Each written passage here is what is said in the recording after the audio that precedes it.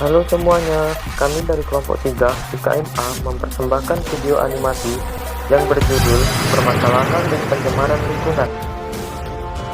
Ada banyak sekali kasus pencemaran lingkungan, salah satunya sampah, masalah terbesar yang dihadapi negara. Apalagi Indonesia berada pada urutan ketiga penyumbang sampah terbesar di dunia. Lalu apa sih definisi dari sampah? Menurut WHO, sampah adalah sesuatu yang tidak digunakan, tidak dipakai, tidak disenangi, atau sesuatu yang dibuang, yang berasal dari kegiatan manusia dan tidak terjadi dengan sendirinya. Sampah dibedakan menjadi dua, yaitu sampah organik dan sampah anorganik. Sampah organik itu seperti daun, sisa makanan, bangkai, dan kotoran yang mudah terurai oleh alam, serta mudah diolah menjadi kompos. Sedangkan sampah anorganik seperti plastik, kaleng, dan botol kaca yang sulit terurai oleh alam. Faktor-faktor yang mempengaruhi produksi limbah sampah. Untuk mengetahui dari manakah limbah sampah tersebut terjadi, lalu apakah ada yang dapat mempengaruhi faktor-faktor dari produksi limbah sampah tersebut?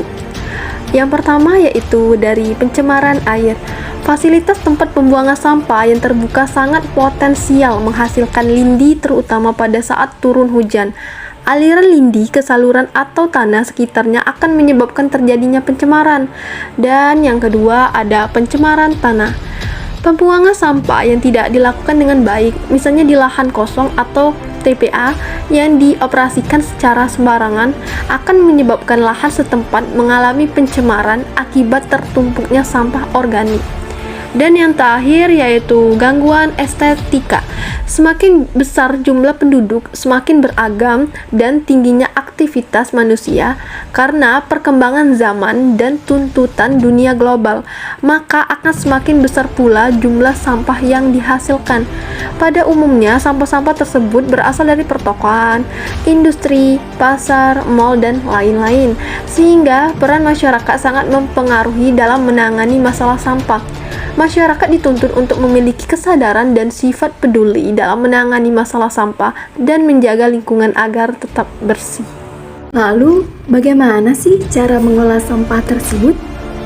Pasti di antara kita belum memahami bagaimana cara mengelola sampah yang baik dan benar. Banyak sekali orang-orang di sekitar kita atau di lingkungan kita yang membuang sampah sembarangan. Termasuk kamu juga nggak nih? Dan itu menjadi salah satu kebiasaan umum orang-orang yang ada di dunia ini. Pengelolaan sampah yang baik dan benar yaitu dipisah antara sampah basah dan sampah kering. Tetapi, kalau kita berpikir bahwa solusi membuang sampah pada tempatnya adalah hal yang tepat, itu mungkin kurang efektif lagi. Sekarang kita harus mengurangi penggunaan sampah plastik atau memilih penggunaan plastik yang bisa digunakan berulang kali. Contohnya, buat makan atau minum, bisa menggunakan tempat makan atau minum yang bisa dipakai ulang. Begitupun juga jika kita ingin berbelanja di luar. Usahakan untuk membawa kantung belanja sendiri supaya menghemat atau mengurangi penggunaan sampah plastik. Pemanfaatan sampah dengan daur ulang. Nah, selain melakukan hal-hal tersebut, ternyata sampah bisa dimanfaatkan loh. Caranya dengan melakukan 3R.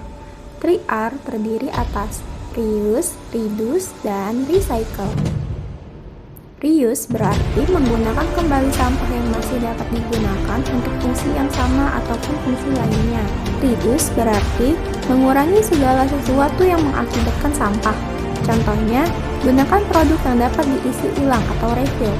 Dan recycle berarti mengolah kembali atau daur ulang sampah menjadi barang atau produk baru yang bermanfaat. Dampak buruk sampah. Sampah juga ada dampak buruknya bagi lingkungan sekitar. Dampak yang sering kita lihat adalah penyumbatan saluran air, banjir, dan dapat menimbulkan penyakit. Tak hanya itu saja, dampak buruk juga dapat terjadi pada tanaman di darat maupun biota air. Karena sampah plastik yang sulit terurai yang ada di dalam air akan langsung mencemari air sehingga biota di dalamnya tidak akan bertahan hidup.